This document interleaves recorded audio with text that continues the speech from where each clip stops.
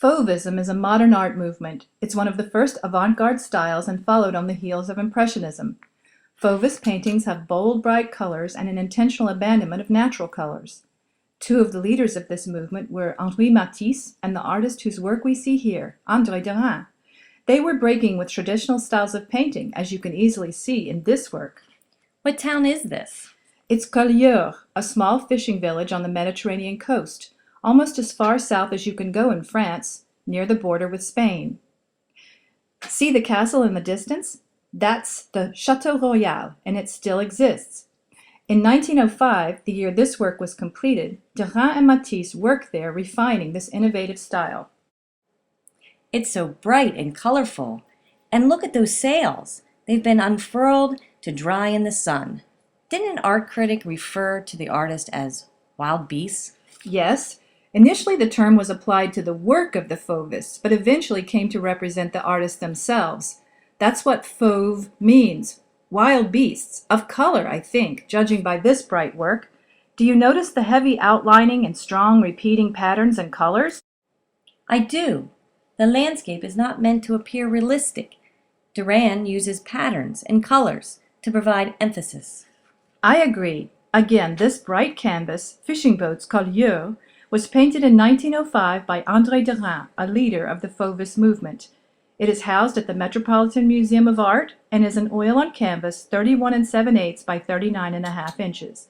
André Derain was French, 1880 to 1954. Say, André Derain, Fauve, Currier.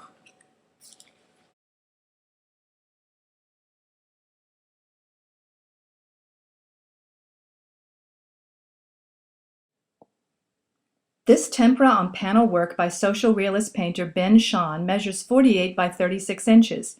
Shahn was born in 1898 in Lithuania and immigrated to the U.S. when he was 8. His fifth-grade teacher saw his artistic potential and bought him painting supplies. Little Ben, a Jew, got excused from classwork to draw Santa Claus on the blackboard.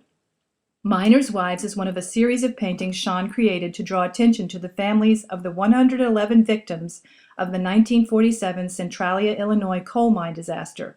Shahn was assigned to illustrate 2 magazine articles on the disaster, which he then worked into 6 paintings.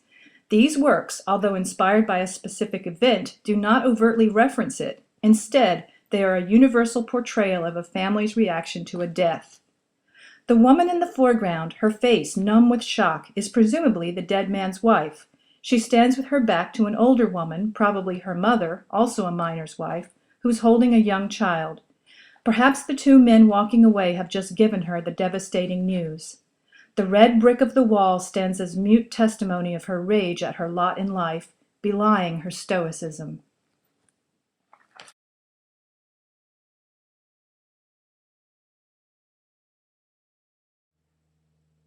This hand-colored lithograph had its first printing in 1866 by the print firm Currier and Ives. This firm, the, quote, printmakers to the American people, unquote, supplied the visuals for the formative years of a great nation to a populace newly hungry for graphic images.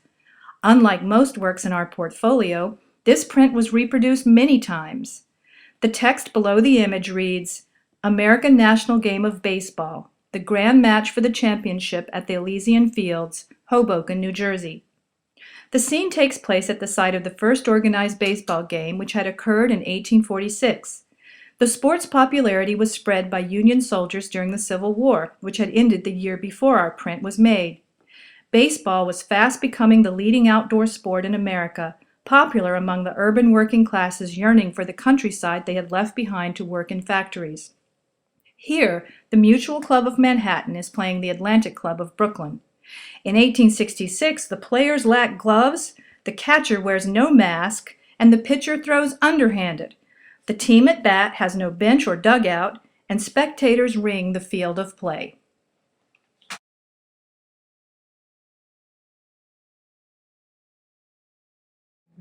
What type of art is this?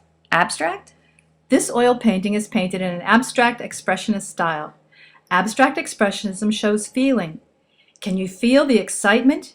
Is the runner out at home plate or did he score?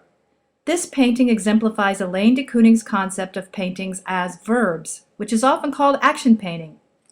Is this painting from a particular game or team?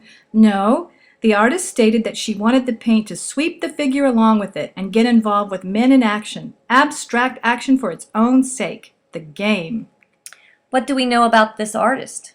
Elaine de Kooning was raised in Brooklyn, New York. Her mother took her to museums and taught her to draw what she saw. She studied art at the American Artist School.